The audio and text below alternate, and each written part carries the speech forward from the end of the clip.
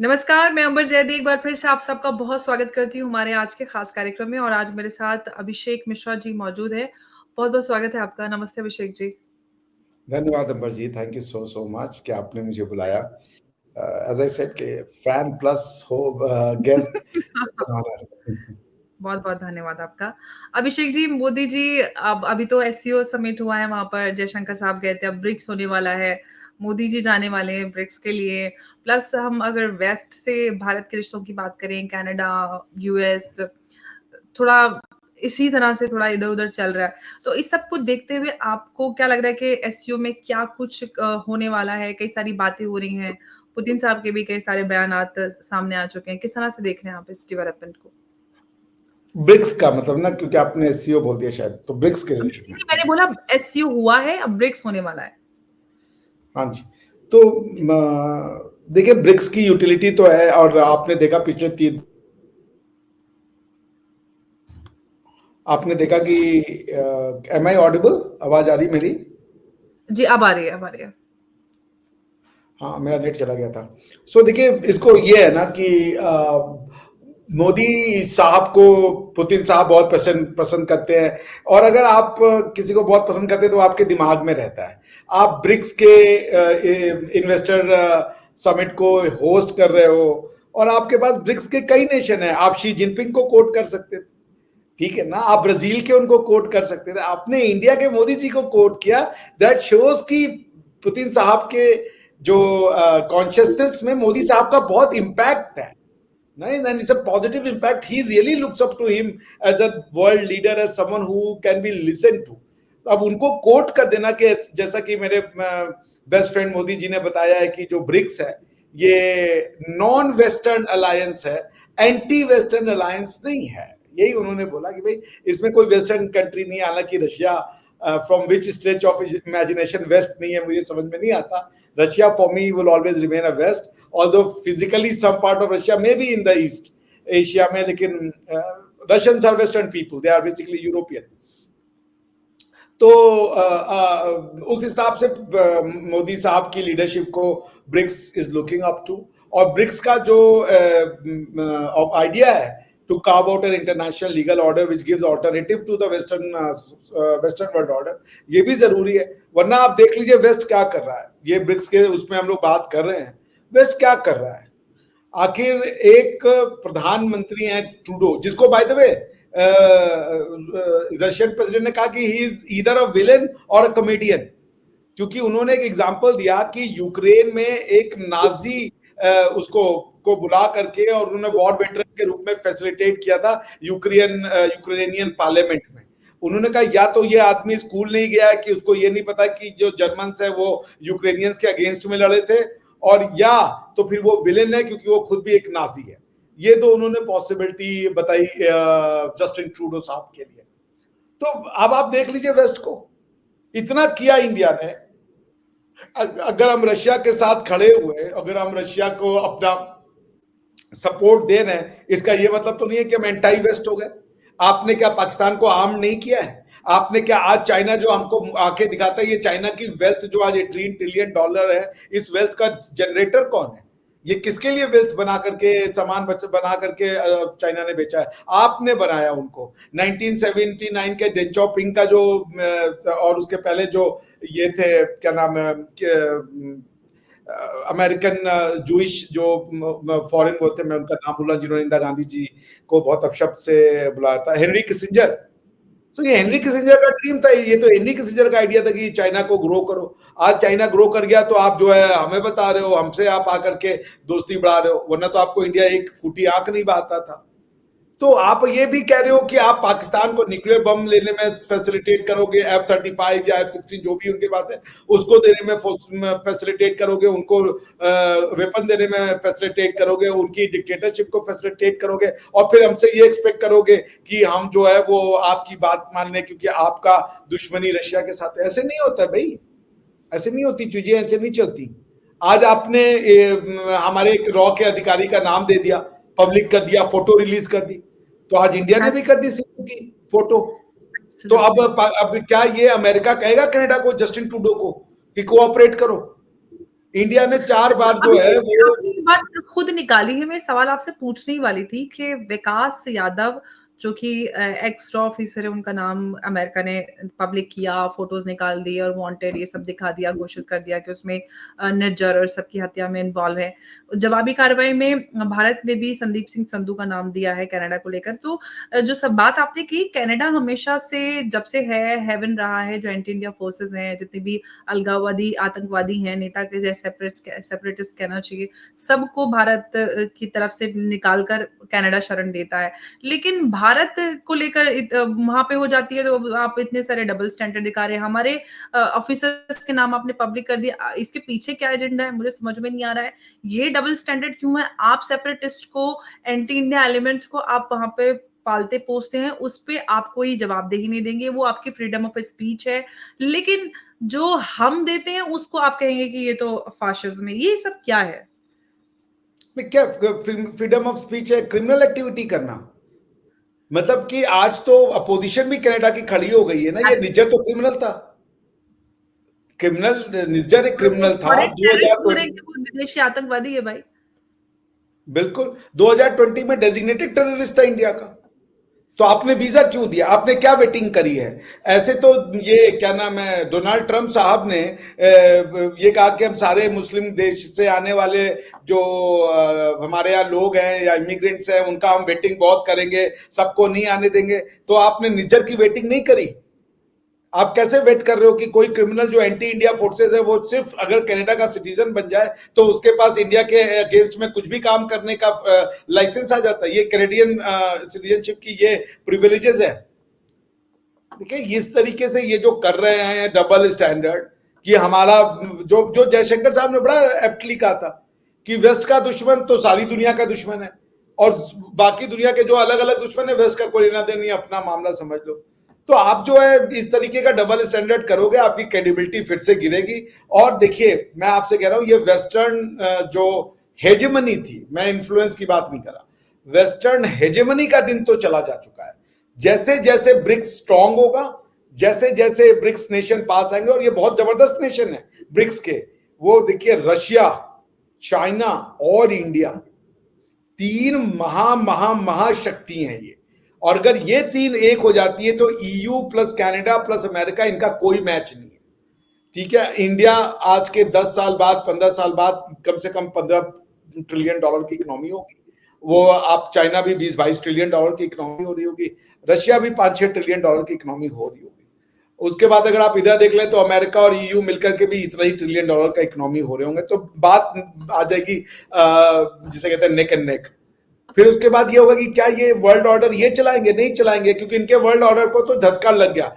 Russia 2 साल से लड़ रहा है यूक्रेन से, वेस्ट उसको जो है वो पैसा और वेपन देख देख के थक गया, लेकिन रशिया पीछे नहीं हटा। तो ये तो, और उनके ऊपर सारे रशियन सैंक्शंस भी यूजलेस हो गए, क्योंकि रशिया के ऊपर कोई फर्क नहीं पड़ा as far as financial aspect of the war is concern. उनको लगा था कि जैसे रशिया यूएसएसआर को तोड़ दिया था पैसे की कमी की वजह से, वैसे रशिया को भी तोड़ देंगे, इतना इनके फाइनेंशियल रिसोर्सेज को हम चोक कर देंगे। कुछ नहीं हुआ, because other nations came to rescue of the Russia. तो पॉइंट ये कि वेस्ट को डिसाइड करना पड़ेगा कि अगर आप दोस्ती का हाथ बढ़ा रहे हो तो फिर इसको अस वर्सेस देम मत बनाओ, कि मतलब पाकिस्तान वाली, कि या तो हमसे दोस्ती है या तो इंडिया से दुश्मनी है। यही दो आपके पास ऑप्शन है। वेस्टर्न अगर सोसाइटी को ये करना है तो फिर वो अपना देख ले कि उनका फ्यूचर क्या है। फिर इंडिया तो उस तरीके से उनके साथ नहीं बैठ सकता। इतनी अगर आप हॉस्टिलिटी और डिस्ट्रस्ट क्रिएट कर देंगे कि हमारी नेशनल इंटेग्रिटी को, टेरिटोरियल सॉवरेनिटी को, और जिसे कह दीजिए हमारी जो एक प्लूरल सोसाइटी को अगर आप भंग करने की कोशिश करेंगे। बांग्लादेश में आपने ट्राई किया, हमने कुछ नहीं कहा, क्योंकि from all stretch of imagination या फैक्ट, ये जो यूनुस है ये बेसिकली अमेरिकन आदमी है, ठीक है ना। क्लिंटन जो फंड है या ट्रस्ट है उनके द्वारा लॉन्च ये बंदा है। ही इज लिस्टिंग टू, हिंदुओं का कत्लेआम हो रहा है, आपके मुंह से एक बार निकल रहा है कि भाई Hindus are dying in Bangladesh. रोज एक किसी पुजारी को पेड़ पे, सड़क पे वो लाश मिलती है, आपके मुंह से तो कभी नहीं निकलता रिलीजियस जो इनका माइनॉरिटी कमीशन है कि इंडिया के हिंदुओं के साथ पाकिस्तान में या इंडिया के हिंदुओं के साथ बांग्लादेश में ये हो रहा है। तो आपकी चूंकि आपका नजर का चश्मा जो है वो सिर्फ एंटी इंडिया फोर्सेस को देखना चाहता है और इंडिया को वीकेंड करना चाहता है, तो फिर इंडिया होगा नहीं इतना वीकेंड। हमने एम्पायर्स को हराया है भाई। If there is any country on the face of the earth जिसने दुनिया के माइटिएस्ट एम्पायर को हराया और अपनी आइडेंटिटी को बचा के रखा, we did burn some losses, हम मानते हैं, लेकिन हम ओवरऑल अपनी आइडेंटिटी को बचा के रख गए। हमारे पास वेस्टर्न अटैक हुआ, हमारे पास इस्लामिक अटैक हुआ, दोनों को हम झेल गए और हमने अपनी आइडेंटिटी बचा के रखी है। So it is not Afghanistan which is the graveyard of empire, it is India which is the graveyard. यहां अंग्रेजी हुकूमत को गाड़ दिया, यहाँ पे हमने मुगलों की हुकूमत को गाड़ दिया, यहाँ पे हमने बर्बरों तारतरों की हुकूमत को गाड़ दिया। चूंकि हम बाहर नहीं गए और ना हमारा विश्वास है कि किसी की सिविलाइजेशन को खत्म किया जाए, इसलिए हमको घर में लड़ना पड़ा, क्योंकि ये लोग हमारी सिविलाइजेशन खत्म करने आए थे मगर ये कर नहीं पाए। हमने अगर पास्ट में किया है, ब्रिटिश एम्पायर को भागने पे मजबूर, 90 साल ही राज कर पाए थे। 1857 में उन्होंने टेक ओवर किया और 47 में इसी स्थिति हो गई कि उनको छोड़ना पड़ा। Same thing will happen. ये जो चल रहा है ये मुश्किल से 4-5 साल में, 4-5 महीने में आप देखिएगा कि वेस्ट को यू टर्न लेना पड़ेगा। ये मैं आपको लिखित में दे रहा हूं, they will apologise to India. बिल्कुल, क्योंकि जिस तरह से ये इंडिया को कॉर्नर करने की कोशिश कर रहे हैं, ख़ास तौर से यूएस और कनाडा की बात की जाए तो ये खालिस्तान एलिमेंट्स को बहुत ज़्यादा सपोर्ट करते हैं और बहुत ज़्यादा उनको आगे बढ़ाते हैं। उसके पीछे का एजेंडा भी समझ में आता है। लेकिन अगर हम ब्रिक्स की बात कर रहे थे, ब्रिक्स को लेके पुतिन साहब से सवाल किए गए, भारतीय सिनेमा को लेकर भी उनसे सवाल किया गया, तो उन्होंने कहा कि ब्रिक्स नेशंस में अगर बात की जाए तो उन्होंने कहा है कि Russia is the biggest fan of Indian cinema. जी, तो इंडियन फिल्में भी रशिया में, इंडियन कल्चर कितना देखिए, इतना इन्फ्लुएंस नजर आता है। और आप तो रिसेंटली गए भी थे, तो इस हवाले से क्या कुछ कहना चाहते हैं? मैं आपको बताऊं कि मैं क्यों गया था। जी, मेरे एक प्रोफेसर साहब है, बहुत अच्छे परिचित हैं, professor Victor, international tax law के प्रोफेसर हैं और लॉ फर्म में काम करते थे, तो मेरी उनसे जान पहचान थी। एक दिन ऐसी ही बातचीत हो रही थी, हमारी जो यूनिवर्सिटी है, India International university for Legal Education and Research, so it's a unique university because we are trying to make it first international university for law. ठीक है ना, अभी तक नेशनल लॉ यूनिवर्सिटी का कॉन्सेप्ट था, बट बार काउंसिल का जो ये आइडिया है कि why not to make India premier institution in the international legal studies also. तो उसमें हम लोग का एक कॉन्सेप्ट है इंटरनेशनलाइजेशन ऑफ इंडियन स्टडीज। तो मैंने उनसे ऐसे ही कहा कि we can have a tie up और समथिंग लाइक दैट। आप विश्वास नहीं करेंगी, उन्होंने इतना ज्यादा रिस्पांस दिया। हमारी यूनिवर्सिटी का टाई अप हो चुका है मॉस्को स्टेट लॉ यूनिवर्सिटी से, जो 118 साल पुरानी स्टेट लॉ यूनिवर्सिटी है, one of the premier one, उनके साथ हमारा टाई अप हुआ। दे आर सेइंग कि आप अपने बच्चों को 6 महीना भेजिए, हम उनको फ्री ऑफ कॉस्ट पढ़ाएंगे। हम उनको जो रहने का जो उनका एक्सपेंडिचर है वो $7 अ मंथ।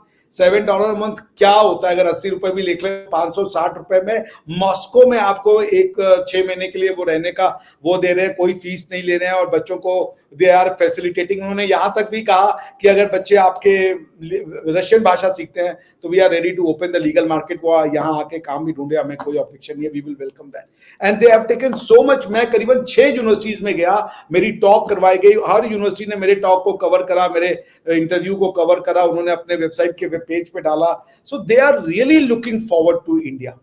और उनकी एक प्राइवेट लॉ रिसर्च सेंटर है जो कि डायरेक्ट प्रेसिडेंट पुतिन के अंडर में आती है। उसका रीजन ये है कि चूंकि ये लोग काम करते हैं, जो रशिया के घर में सैंक्शन लगे हुए हैं, उन सैंक्शन से कैसे इंडियन रशियन एसेट्स को बचाना है, उस लॉ पे ये लोग काम करते हैं, डिफरेंट काइंड ऑफ रिसर्च करते हैं। तो वो लोग दे वर ऑल लुकिंग फॉरवर्ड। उन्होंने कहा, हमारी मीटिंग हुई वीसी सर के साथ, उन्होंने कहा कि हम लोग फैसिलिटेट करेंगे इंडिया के साथ ब्रिक नेशन के अंदर में ये इस क्या कहते हैं टाई अप को करने के लिए। एंड आपकी जो यूनिवर्सिटी यूलर है, we are going to send our students for 6 months. So मतलब वो वाकई में वो चीज दे रहे जो वो प्रिविलेज दे रहे हैं, वो ऑप्शंस दे रहे हैं, या आप कह लीजिए उस तरीके का भाव दे रहे हैं हम लोगों को। वरना रशियंस किसी को जल्दी भाव नहीं देते, इतना किसी को नहीं देते यार इतना। But the way they are going forward all the way ना। अब आपको मैं ये बताऊं कि ये जो रशियन मूवी है, बिकॉज इंडियन मूवी जो है उनके बच्चे बहुत पसंद करते हैं, और प्रेसिडेंट पुतिन ने कहा मैं पर्सनली इंश्योर करूंगा कि ये फेमस हो, पॉपुलराइज हो। और याद है आपको एक इंडियन रशियन मूवी पहले भी बन चुकी है, उसका नाम था अजूबा। I don't know have you seen it और नॉट। तो अमिताभ बच्चन नो और आई रशिया और ओके ओके ओके, देखिए मैंने, देखिए। जी, तो अमिताभ जी। बच्चन, ऋषि कपूर, शशि कपूर ने बनाई थी उस मूवी को, मगर उसमें आर्टिस्ट आधे इंडियन थे आधे रशियन थे। It was a joint collaboration and I am looking forward to such more joint collaboration. और आपको उन्होंने पता है इस लास्ट का प्रेसिडेंट वेरी पुतिन ने सिनेमा प्रोडक्शन के जो बिजनेस है उसको बताया कि ये अर्थव्यवस्था का इकोनॉमी का हिस्सा है, उसको रेगुलेट करने की हमें जरूरत है, और बड़ा एक बाजार है तो उसको सही, और उसमें बताया कि इसको लेकर भी कुछ निर्णय लिए गए हैं, ब्रिक्स के हवाले से उन्होंने बात की, और इस पे मतलब इसको चर्चा को बढ़ावा देने के लिए कहा है कि हम इसको आगे बढ़ावा देंगे, क्योंकि एक बड़ा अर्थव्यवस्था का हिस्सा, इकोनॉमी का हिस्सा है सिनेमा, क्योंकि भारत में तो एक बड़ा मार्केट है सिनेमा का, तो इस पे भी उम्मीद है। और ये जो 22वां वार्षिक सम्मेलन है ब्रिक्स का, बाकी मोदी जी की विजिट के हवाले से बात करें तो क्या कुछ आप इसमें देख रहे हैं, किस तरह की मोटिव्स, ऑब्जेक्टिव्स आपको नजर आ रहे हैं इस बार के? देखिए, मोदी जी जो जा रहे हैं उसमें of course there so many things on agenda, जैसे कि आपका सिक्योरिटी हो गया, उसके बाद आपका फाइनेंस इकोनॉमी हो गया, क्योंकि इसका नाम ही जो है वो है strengthening multilateralism for just global development and security. ठीक है ना? तो अगर आपका पर्पस या आपका जो थीम ऑफ द सेशन है वही एक अल्टरनेटिव ग्लोबल ऑर्डर की बात करता है, और इस अल्टरनेटिव ग्लोबल ऑर्डर को इसलिए दिया जा रहा है वेटेज क्योंकि western hegemony, western financial system, western backed security apparatus, अब अगर आपको शिफ्ट करना है तो भी वेस्टर्न बैक्ड है। इंटरनेशनल सिक्योरिटी में यूनाइटेड नेशन के बाद, यूनाइटेड नेशन तो खैर as far as security arrangement is concern has failed because security council is unable to take any action। आप देख ले, इजराइल गाजा कॉन्फ्लिक्ट है, क्या कर लिया, इजराइल हमास कॉन्फ्लिक्ट है, क्या कर लिया सिक्योरिटी काउंसिल ने, रशिया और यूक्रेन कॉन्फ्लिक्ट है, क्या कर लिया सिक्योरिटी काउंसिल ने, ईरान के ऊपर अटैक हो गया, क्या कर लिया सिक्योरिटी काउंसिल ने। सो security council is a defunct organization as far as preventing the war is concerned, although it's an irony that the primary purpose of the security council's creation was to मतलब जो प्राथमिक purpose था security council को बनाने का वो ये था कि जो आर्म कॉन्फ्लिक्ट है दुनिया में उसको प्रिवेंट किया जा सके, उसके लिए एक इंटरनेशनल सिक्योरिटी आर्किटेक्चर क्रिएट किया जा सके जो कि यूनाइटेड नेशन के सुजानिटी में हो या उनके उसमें हो, बट वो सारी चीजें फेल हो गई। तो ये वेस्टर्न बैक्ड जो सिस्टम अभी तक चल रहा था, चाहे फाइनेंशियल हो, चाहे वो सिक्योरिटी हो, चाहे वो इकोनॉमी हो, ब्रेटन वुड्स वाला जो कॉन्सेप्ट है, आईएमएफ का जो कॉन्सेप्ट है, इसके लिए अब समय आ गया है कि एक ऑल्टरनेटिव भी वर्ल्ड ऑर्डर तैयार हो, एक alternative to these world order, क्योंकि मोनोपोली किसी भी चीज की अच्छी नहीं कि अगर इंटरनेशनल ट्रांजैक्शन कल आप कनाडा के फेवर में खड़े होकर इंडिया के ऊपर भी बैन लगा दो कि इंडिया भी जो है वो फाइनेंशियल सिस्टम से कट ऑफ, आप ये कर सकते हो क्योंकि आपके हाथ में, बट क्या फेयर हो? अब जैसे इंडिया ने तो भेज दिया सिद्धू जी का नाम कि वो तो तुम्हारे गवर्नमेंट ऑफिशियल है, जरा इसको हैंड ओवर करो, तो एक तरफा तो नहीं चलेगी। तो इसलिए ये ब्रिक्स की जो सबसे खास बात है कि creating an alternative world order, तो वो बहुत जरूरी, विच इज नॉन वेस्टर्न। अब अगर ये सारे देश खरीद इकट्ठा होकर के एक अपना पेमेंट मैकेनिज्म बना ले, फाइनेंशियल मैकेनिज्म बना ले अगर अंबरजी, तो आप सोचिए कि फिर we will be safe guarded from western narrative कि उनका जो, अब हमारे लिए तो निज्जर और पन्नून कोई अच्छे लोग नहीं है ना। अमेरिका हमसे क्यों लड़ रहा है? अमेरिका हमसे पन्नून और निज्जर के लिए लड़ रहा है। अरे यार, तुम किसी अगर इनोसेंट को हम मारते और हमसे आप लड़ते तो बात भी होती। आप एक क्रिमिनल के लिए हमसे लड़ रहे हो और आप हमसे बात करते हो कि we want to have a relationship और strategic tie up and all that. एक हमारी नेशनल इंटेग्रिटी को थ्रेट करने वाले क्रिमिनल के लिए पन्नून जो है, कल उसने बोला कि हम $5 लाख जो है वो अवार्ड देंगे, जो इंडियन हमारे जो वर्मा जी है बेचारे वहां के आईएफएस ऑफिसर, उनका जो पता ढूंढ के लेगा। दिस इज नॉट थ्रेटनिंग, ये इंसाइटमेंट नहीं है। कोई आदमी इस $5 लाख के चक्कर में जाके उनकी सिक्योरिटी को अगर रिवील कर दे या उसको जो है कॉम्प्रोमाइज कर दे, तो उनकी तो फैमिली और उनकी खुद की पर्सनल सिक्योरिटी आ जाएगी। क्या इस इनसिक्योर माहौल में, इस डरावने माहौल में क्या वो अपनी duty as an ambassador free and fair रूप से दे पाते? कोई ऑप्शन नहीं था, तो इंडिया को कॉल बैक करना पड़ा। You had left no option for India, you have cornered India. तो भाई इंडिया क्या करता है, उन्होंने वापस बुला लिया अपने कि भैया हमें आप पे भरोसा नहीं है, अब आप कुछ भी कर सकते हो, क्योंकि आपने उनको पर्सन ऑफ इंटरेस्ट यानी कि उनको सस्पेक्ट घोषित कर दिया था। और वो भी हार्ड इंटेलिजेंस, भी हार्ड एविडेंस नहीं है, क्रेडिबल इंटेल है। बताइए यार, आप मतलब मजाक कर रहे हो? आप क्रेडिबल इंटेल के आधार पे आप एम्बेसडर्स को, हाई कमिश्नर्स को आप इंक्रिमिनेट करने की बात कर रहे हो? Is this a joke? Is this a country और अ बनाना रिपब्लिक? तो पॉइंट मेरे ये कहने का है कि ये जो वेस्टर्न नैरेटिव है, जो वेस्टर्न पागलपन है कि हम बस अपनी बात देखेंगे, माई वे और हाईवे, एक डेमोक्रेसी उनको क्या मिल गई है, सारी दुनिया में उस डेमोक्रेसी को बेच रहे हैं। डेमोक्रेसी के नाम पे इतना आतंकवाद इन्होंने किया जितना ये इस्लामिक आतंकवाद भी नहीं है। इन्होंने जितनी बर्बादियां करी हैं उतना इस्लामिक आतंकवाद अभी करने में टाइम लगाएगा, एटलीस्ट पिछले कुछ दिनों में। सो पॉइंट ये कि अगर आप ये करना चाहते हैं तो करें, हम आपको कुछ रोक तो सकते नहीं है कि आप एक क्रिमिनल के लिए, एक आतंकवादी के लिए, बिकॉज निज्जर जो है 2020 में इंडिया ने उसको डिक्लेयर किया था यूएपीए में एक आतंकवादी, उसके लिए आप लड़ रहे हो कि वो कैनेडियन सिटीजन बन गया। आप हमारे आतंकवादियों को कैनेडियन सिटीजन बना लो, उसके बाद बाकी सब भूल जाओ। ये तो वही बात हो गया जो हम लोग यहाँ पे कहते हैं कि कोई भी करप्ट नेता हो, बीजेपी में गया तो वॉशिंग मशीन में चला गया, यानी कोई भी क्रिमिनल है उसको कैनेडियन सिटीजनशिप मिल गई, उसको वॉशिंग मशीन मिल गया, सारे क्राइम का उसका रिकॉर्ड जो है वो माफ हो गया। ये तो मतलब गंगा जिसे कहते हैं कि गंगा नहा लिए भैया, पाप सारे कट गए, तो कैनेडियन सिटीजनशिप मिलने का मतलब है गंगा नहा लिए। तो इसलिए ब्रिक्स समिट बहुत जरूरी है। इसलिए ब्रिक्स की ये जो जैसा मैंने आपको बताया कि Indian government should put its weight behind it. It's not an anti western but it's an alternative to western order, ठीक है ना। और ये देख लीजिए, आप नेटो की वॉर हो या जो जिसके भी वॉर हो, अगर कल को हमें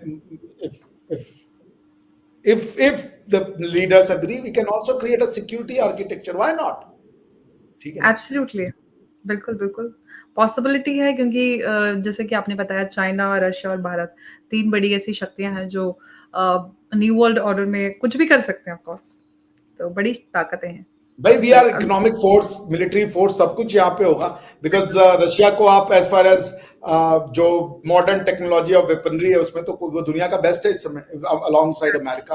ऑफ कोर्स यूएस भी है, जो है वो तो बोलना ही पड़ेगा हमें, लेकिन Russia is not any way behind it. Russian economy छोटी है, आई गेस $1.8 ट्रिलियन की इकोनॉमी है, लेकिन वो है भी 15 करोड़ लोग। तो अब वो अमेरिका से तो पंगे नहीं ले सकते, ये बात तो सच है। अमेरिका मेरे ख्याल से 33 या 35 करोड़ लोग हैं, उनकी इकोनॉमी $20-22 ट्रिलियन है, वो तो 150 करोड़ है प्लस चाइना, हाँ मैं हाँ लगभग वो लगभग पर 300 करोड़ लोग हम अकेले ही हैं इंडिया और चाइना। हाँ ये बात, ये पॉपुलेशन के टर्म में तो अगर हम 17% है और मेरे ख्याल से 17% या 18%, या अब तो हम उनसे ज्यादा ही हैं, तो 16-17% वो भी होंगे, तो 34-35% तो हम और चाइना मिलके अकेले हैं। That means 1/3 of the population तो हम ही हैं। So that is also true. But जरूरी है कि अगर 1/3 ऑफ द पॉपुलेशन के पास हाफ ऑफ द वेल्थ हो तो ये बहुत जबरदस्त चीज हो जाएगी। और that is what we are looking up to, कि ये 1/3 पॉपुलेशन दुनिया के हाफ ऑफ द वेल्थ को गवर्न करेगा इन 20 to 30 ईयर्स। और अमेरिका जो करना चाहे कर ले, इसको बदला नहीं जा सकता, क्योंकि ये जिसे कह लीजिए दिस इज नेचर्स लॉ, ये प्रकृति का नियम होगा। आप प्रकृति से नहीं लड़ सकते, आप मनुष्य से तो लड़ सकते हैं, प्रकृति को नहीं लड़ा जा सकता, प्रकृति को हराया नहीं जा सकता। और भारत का डेवलपमेंट एक प्राकृतिक व्यवस्था है, क्योंकि ये शुरू से एक रिच और सिविलाइज कंट्री रही है। बिल्कुल, उम्मीद करते हैं कि ऐसा ही हो और हम जो न्यू वर्ल्ड ऑर्डर है उसमें भारत को एक बेहतर और बहुत सशक्त मकाम पर देखें। बहुत-बहुत शुक्रिया अभिषेक जी हमारे साथ ऐसे हम